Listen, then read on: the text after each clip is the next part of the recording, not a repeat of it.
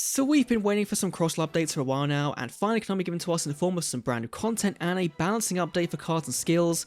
Let's dive right in. So we know two brand new cards we're getting ultra rares, Red Ice Black Dragon and XYZ Dragon Cannon. Now we don't know what they do, but we're getting a card catcher for them, and we're probably going to be getting some super rare cards, some rares and normals as well to go alongside them.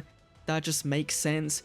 We know we're getting a Mind Joey event at some point, and so does that mean Harpy's now going to be a free to play deck right via the event rewards? That'd be very cool. No confirmation there, but that'd be insane. But the big thing is the brand new balancing update for cards and skills. The first time we got this, and Konami kind of didn't do a good job of this. Because in the game itself, they just say the cards and skills have been changed, not what's actually changing for them. Now, they have got this text already in the game files ready, but they're saving it for a maintenance notification that'll come through around the 2nd of October. But because we are very cool and very clever, especially this person over on crossduelmeta.com, we have got the entirety of the skill and card balancing changes. Let's dive right into them. So, skill-wise, we're getting a buff for Inventor and for Focus. Now, Inventor is going to be changing from 4 activations per duel for its bonus skill to 3 activations, which is a huge buff because it now means you can do things on turn 2 you couldn't do until turn 3. So, overall, very good. Focus is changing to gain attack and defense points rather than tap points, which makes it a bit more balanced compared to Cohesion. So, overall, good change, right? I don't think this changes how this deck works, but the Inventor one definitely does. But now on to the big things, the brand new cards getting changed, and first of all is Stardust Dragon. This boy was so good back in the beta last September, and now in soft launch and global launch, he's not very good. Now, the gist of it is, his old master skill is going to become a special skill, which is a decent buff, and his new master skill is going to give all level 3 alone monsters immunity to destruction effects, which is good against Blue Eyes and Dark Hole, Mirror Force, Ring of Destruction. But that's not the issue with Stardust, right? Yes, it's good, you know, it's a good skill, it's a good buff. But Stardust, he really needs destruction immunity to survive, right? To make him worthwhile. And also, his leveling is still an issue because it's a level 8 synchro, meaning you've got to use either 2 level 4s or level 3, 2 level 3s and level 2 to even summon him.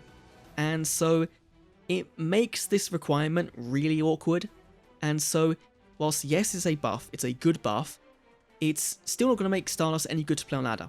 You know, maybe he needs to play a little bit more, but I think running him as a non-synchro and just going for reincarnation, effect negation and cohesion is probably going to be the better shout. Then we have Leviathan Dragon, our main focus ace, and it's just getting the same change as focus is, going to be gaining attack defense rather than attack, which is good, you know, just stacking those buffs. And if you could do anything to make Leviathan Dragon have more than 0 defense, then that's good in case we get Shield and Sworded or things like that. So overall, it's an okay change, doesn't really make focus any better, but this one does. Seventh Road Magician. Now, the change to Inventor is going to make the requirement go down from 4 activations to 3, and the same applies for this guy. So its bonus skill to gain 2 immunity skills is being reduced from 4 to 3, meaning you can now summon him on turn 2 and actually get these skills off, and have him come out as a big beater with potentially, as a towers, right, with anti-destruction, anti-position change, but you could do it earlier. And this is one of the biggest changes this deck needed, because if we go look at the Inventor cards right now, we've got a few in the game, right? 1, 2, 3, 4, 5, 6, 7, 8, 9. 9 of them are free-to-play friendly. And so, if you work it out, most of the time, you could summon this guy on turn 2 with 3 skills activated, and you wouldn't get the bonus skills. But now you will. So, this change works out really big for this deck. Now, there is a bit of a weird thing with the deck, I'll talk about in a minute, but let's go on to Junk Synchron first of all. Who, like Stardust, can have a special skill change to basically work with level 3 or lowers rather than level 2 or lowers, which is a good buff, but it's against the original intention of the card and TCG in the anime. So if you care about that, then you're going to be pissed, but if you don't, then it's a good buff, but you don't play Junk Synchron with this skill anyway. I've seen no one play it. You play this card with Cohesion. You know, this is what's Cohesion or Inventor, right? So this won't really change much for Junk Synchron decks, but this one will. Seven's Road Witch. So at the moment, Seven's Road Witch, when she's summoned, you can choose a monster in your graveyard with Inventor and bring it back to your hand. Now, what you would most likely use this on is either an X-Head Cannon or your Seven's Road Magician. If you summoned him earlier in the duel, you then bring it back out for a second time round. Now the change is that you can bring out 2 monsters, but they're randomly selected, meaning you can't guarantee we're going to pick the 7th row Magician. However, this does greatly improve our tempo for the deck in the later rounds, which is really important.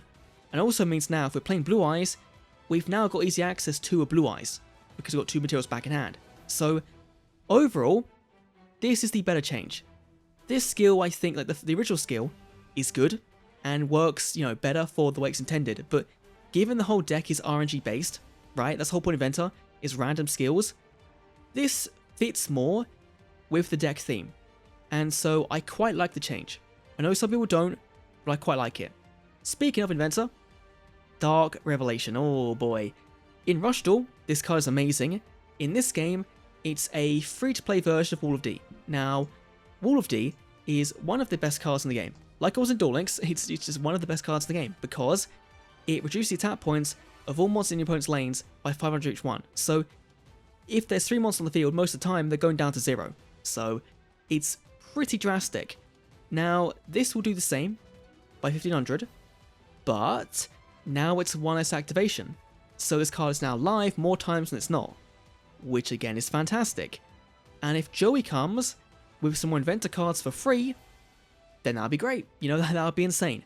Now, Scrumforce also getting a buff as well to increase the attack points gained by 200 to 600 total, which is decent, but nothing drastic, right? It just kind of works with that rank 3 focus deck. And speaking of focus, is Rising Energy, which is going to change to now trigger when any of your monster battles, right? Not just attack position. So if you've got to go in defense mode that's now battling, this will trigger gain of defense points. So all these cards are straight up buffs. All of them are welcome buffs, right? And all of them are very good. But are they going to shake up the Cross-Duel meta from Cohesion, Blue Eyes White Dragon, right? Probably not. You know what? I think the best shot is Seven's Road, right? Is Inventor now being super viable, being easy to access, but they still require some super rare cards. So we'll have to wait and see. But overall, some good changes, right?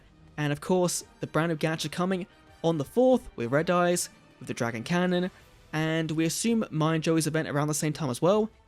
Next week should be pretty big for Cross Duel, as well as Duel Links, and then Master Duel like later in the week as well, with a brand new pack. So overall, looking pretty good for Yu-Gi-Oh! So yeah, this is a bit all over the place. It took about 5,000 recordings to say what I wanted to say, but yeah.